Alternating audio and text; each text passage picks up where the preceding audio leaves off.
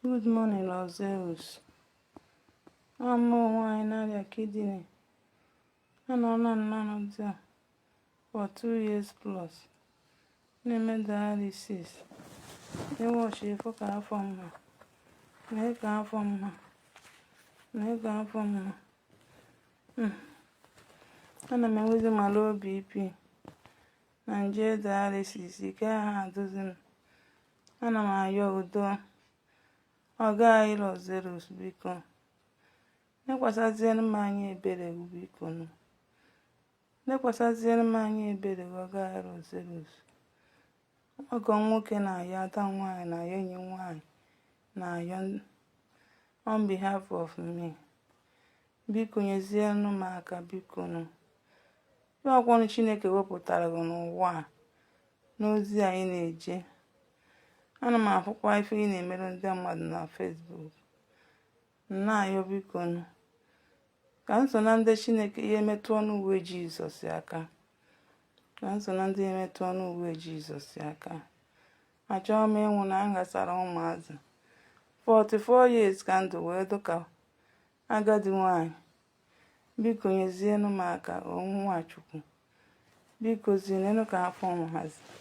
Ọ na-emezi m fụwa ha meri nri ọfụma. Ha sị nka mmebido a ka ntị ndị ọrụ enyi nwa ka o se ndị arụrụ.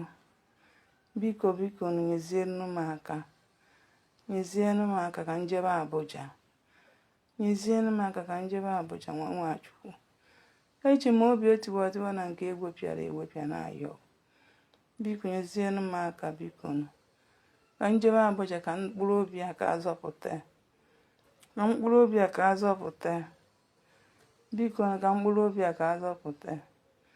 Ana m ayọ achọghị m ịnwụnụ. Ndị na-anụ m gbahapụrụ m. Ọ gbahapụrụ m. Nne esi ana na makwa na nri a na-eri ego gbahapụ m. Ọ ha ebuje m ụlọ ọgwụ. Ọ ha enye m ego. Nkene ya fọ ya ego m ọnụ. So m na-ebu ibu a na family m. Everyday ana m ebe ọrịa nweozi strength m ji ebe. Nweozi strength m ji ebe ọrịa. So m na-ebu ibu a. Achọrọ m ka ifere mee ekwensu. Because amamife dị wee bụ n'obi ha. Achọrọ m ka ifere mee ekwensu. Nye m nji ayọ udo.